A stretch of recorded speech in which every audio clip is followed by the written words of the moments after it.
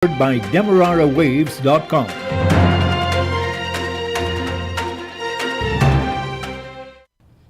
Good morning with your major newscast. I am Jessica Dawson.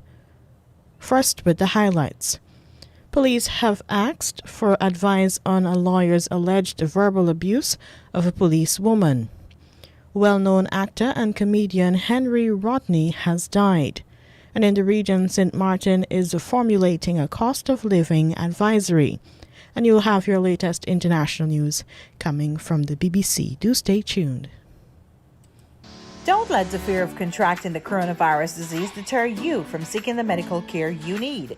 At Eureka Labs, we ensure the safety of our clients and staff with our rigid sanitization routine. This involves the use of ultraviolet lights to effectively rid the air and all surfaces of viruses and bacteria that may be present throughout the lab daily. The light works to rapidly inactivate microorganisms through a physical process that is invisible to human eye. So the next time you need a checkup, don't hesitate to give us a call on 225-7574 to schedule your appointment. Your major newscast coming to you with the compliments of the Eureka Medical Laboratory. Now with the details. The Guyana Police Force has sought the advice of the Director of Public Prosecutions on the alleged verbal abuse, including racially offensive remarks against a policeman by a city lawyer. Police Commissioner Clifton Higgins says the file was completed and it was sent for legal advice. News Talk Radio Guyana understands that the legal advice has been provided, but so far, police have not said what is the nature of the advice. When asked whether Woman Special Constable Shanette Bollers and lawyer Nervin Singh were questioned, Commissioner Higgins said an investigation was done. The police commissioner said Constable Bollers was still on duty, but not at the Cummings and Middle Streets location where the fracas allegedly occurred. The policewoman has since filed a private defamation lawsuit against the lawyer in which she outlines her account of the events at the location where she had been posted to provide security services. Meanwhile, the Working People's Alliance WPA on a Thursday called on Commissioner Hicken to treat the Bollers matter with the seriousness it deserves by launching an immediate investigation. A Guyana Defense Force GDF Skyvan on Thursday suffered an engine failure but landed safely at the Chedijagan International Airport. According to one of the sources, 10 soldiers were returning from Mabaruma, Northwest District, when the right engine failed due to a power surge while the aircraft was flying over the Essequibo River. Another source said an investigation would be launched into the occurrence that appeared to have stemmed from bad weather. There was no reported visible damage to the plane. Fire Chief Gregory Wickham says firefighters are being prepared for Guyana's oil and gas sector. He says already 10 firefighters are being trained virtually. Presently, we have engaged no less than about 10 officers who are being trained in NIBUSH. That is a special area in health safety and fire safety. And so that is ongoing. I can say that this morning that examination was written. So we are awaiting successful results from that examination of those 10 persons who would have been selected and been on that course. Other training, yes, we are planning, and we are going to engage our Caribbean counterparts to have specialized training, and persons will also be sent in international fields to do oil and gas firefighting. He says plans are in the pipeline to get practical training. Well, yes, the practical aspect is what we does actually in Guyana Fire Service all the time. So it's just to build capacity that we would have acquired the necessary qualification so that we're able to use that to support the practical exercises and knowledge that we have so that we're able to execute when called upon. But there's the plan also is to have our regional counterparts and even persons in the international field lend us this more lays on a practical courses in firefighting in the oil and gas. Fire Chief Gregory Wickham. Home Affairs Minister Robeson Ben says that efforts are continuing to increase the racial diversity of the joint services. Historically, Guyana's state security apparatus has been staffed mainly by Afro-Guyanese. But Mr. Ben says that is being changed. It's a work in progress. We know we've had questions of COVID, we've had questions of responsiveness in the areas, and this is not only for the fire service, for all the services. We know that it will take some time. We expect maybe in a few years that we would be at a point where no particular group will be perhaps more than 50% in every service, including the fire service, whichever group that is. But as I say, it's important so that there's full partnership across all variations of our national culture in respect of the work we have to do together. The Home Affairs Minister says creating greater racial diversity is aimed at boosting public confidence in the joint services. This is where the confidence in the services comes, where the service is being given in confidence, or the services themselves, not speaking for any particular one, is more concerned about itself or incestuous in some ways, or disdainful in other ways, or not predatory in other ways. So that this challenge is there in other jurisdictions, Trinidad, the London Metropolitan Police, the New York Police and Fire Services, and all those places. The question of what they call minority participation or wholesome participation is a critical one for all public services. Home Affairs Minister Robeson Ben. Watch here, I is a man. You understand? Men, we got to behave like men. We got to stand up and fight, and we got to put on we foot. I fed up at this stupidness. Me taking no more blicks. I put in a step for it once and for all. This enough is enough. I got no more wash my ears. Well-known Guyanese actor, playwright, and comedian Henry Rodney died on Thursday. His daughter, Tamara Rodney, confirmed that Henry died in Brooklyn, New York.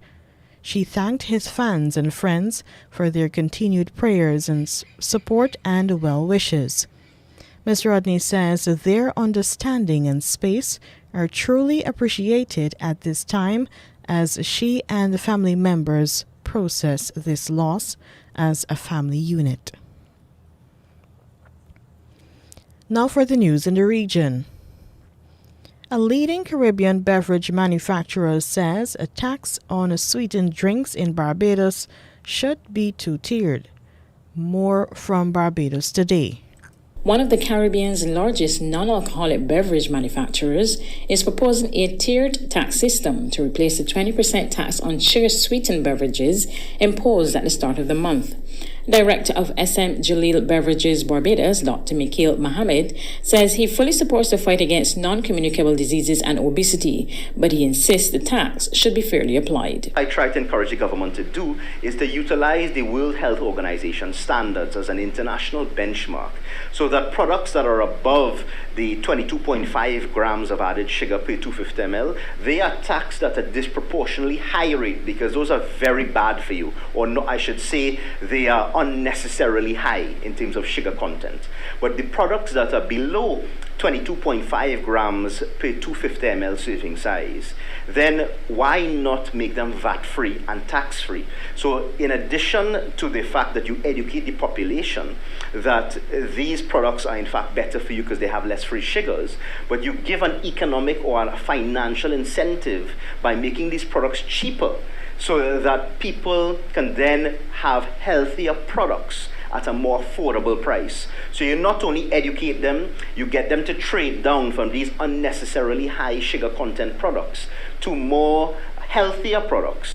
Dr. Mohammed added that authorities should not only target the beverage sector, but go even further to tackle other sectors producing highly sweetened products. He says his company has a plan to help the island's children in particular to drink more water. It's also disproportionate or inequitable to single out a subsector of the economy in terms of beverages that represent less than 10% of free added sugar consumption, where 90% of the free added sugars are unabated or untaxed, or that there is no move to reduce sugar contents in those products from a governmental perspective. What they're doing is disproportionately taxing one subsector. Now, I understand that carbonated soft drinks and are very high and empty calories. I'm a medical doctor, I understand all of these things, but all I'm just saying is from an equity perspective, they should have a more holistic approach to show that they're not singling out one particular subsector that represents less than 10% of the sugar consumption in Barbados.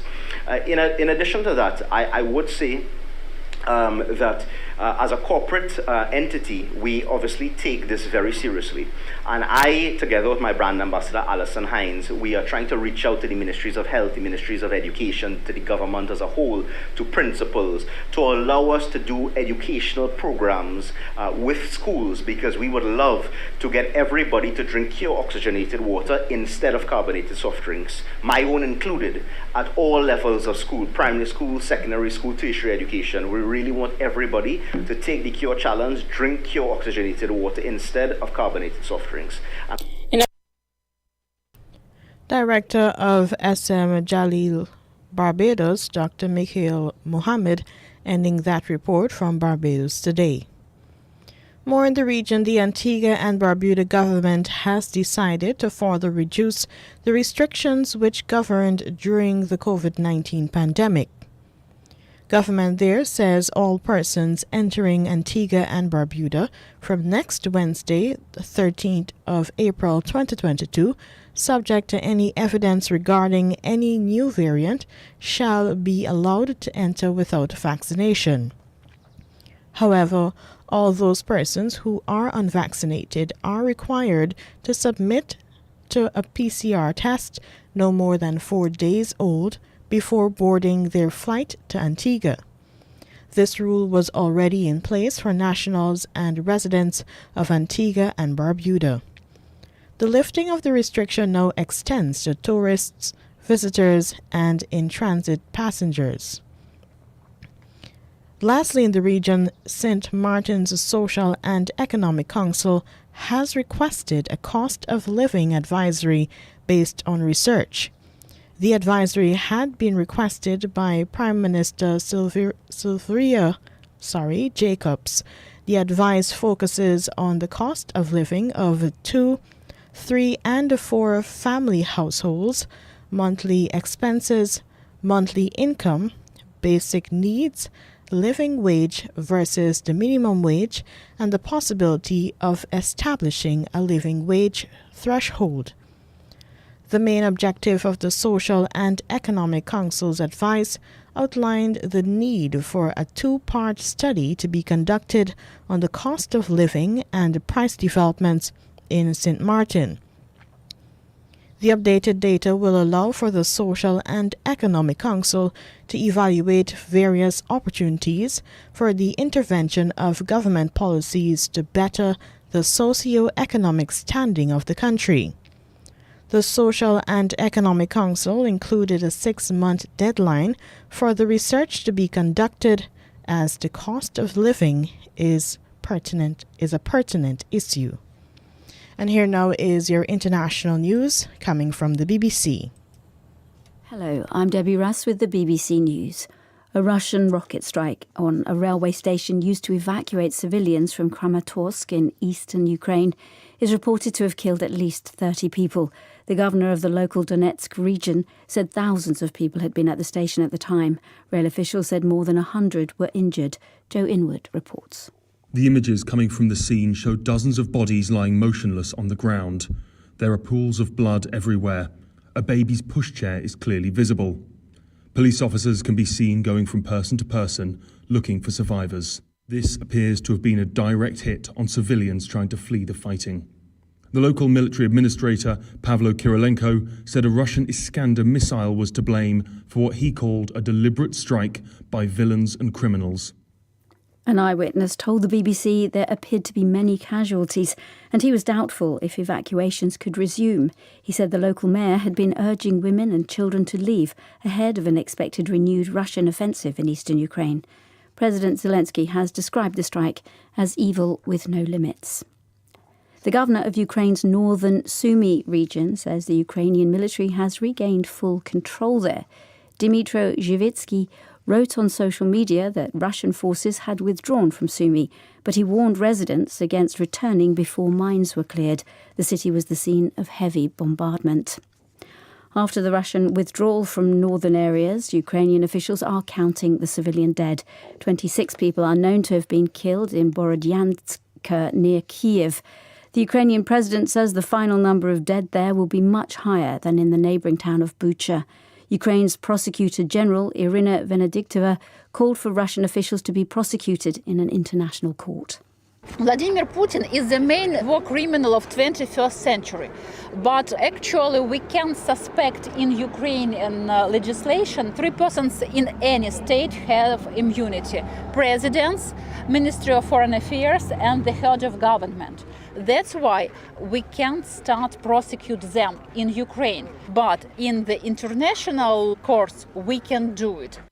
Further north, the BBC has seen evidence that more than 100 people were held captive for almost a month in a Russian-occupied village near the city of Chernihiv. The United Nations says the war in Ukraine has helped push food prices to their highest level since records began 60 years ago. The food price index of the UN Food and Agriculture Organization rose by more than 12% between February and March. Russia's invasion of Ukraine 6 weeks ago has stalled its neighbours' external trade. Russia and Ukraine are both major exporters of wheat, corn, barley and sunflower oil via the Black Sea. This is the World News from the BBC. The Israeli Prime Minister Naftali Bennett says he's granted the security forces full freedom of action after the latest in a wave of attacks by gunmen last night. In a public address in Tel Aviv, he said there wouldn't be any limits in fighting what he described as this war. Early this morning, after an hours-long manhunt, Israeli security forces shot dead a 28-year-old Palestinian who had killed 2 people after opening fire in a Tel Aviv bar. Forces at the Ain al-Assad base in western Iraq, which hosts US troops, have shot down an unmanned drone early this morning. It's not known who launched the device, though Iran-backed militia groups in Iraq have been responsible for numerous drone and rocket attacks in recent months. An Australian who threw an empty wine bottle from a tower block in Singapore, killing a man below, has been jailed for 5.5 years. In a religiously motivated attack, Andrew Gosling threw the bottle into a group of Muslims having a barbecue. His victim, a 73-year-old delivery driver, was hit on the head and sustained a fractured skull. His wife was also injured. The defendant said he only intended to startle the group. Singapore has been running a campaign about the danger of being hit by litter from high-rise buildings. Researchers in Britain have rejuvenated the skin cells of a 53-year-old woman, making them equivalent to those of a 23-year-old. The scientists say that they believe they might be able to do the same thing with other tissues in the body. Dr. Dilgeet Gill is part of the team behind the research. We might be able to make this into a cell therapy in the future, where we would take cells from a patient, rejuvenate them, and then place them back to help treat potentially burns or ulcers or even just actual physical wounds in the skin. Dr. Dilgeet Gill. And that's the latest. BBC News. A COVID-19 PCR test is now mandatory for many routine activities, including travel and return to work purposes. At Eureka, our trained and experienced staff will ensure confidentiality while your test is conducted in a professional and timely manner, with results in just 48 hours. So the next time you require an efficient and hassle-free PCR COVID-19 test, call 624-8378, 608-8378, or 623-7233 to schedule your appointment. You can also ask about our house call testing service. And to wrap up for today, here now is a recap of the highlights. Police have asked for advice on a lawyer's alleged verbal abuse of a policewoman. Well-known actor and comedian Henry Rodney has died. And in the region, the St. Martin is formulating a cost of living advisory.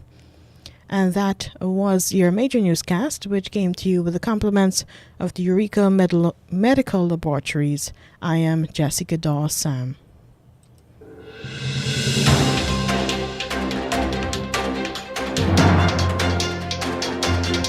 This has been the news, compiled in the News Talk Radio newsroom. For ongoing updates, visit demerarawaves.com, and you can check facebook.com/demwaves and twitter.com/demwaves.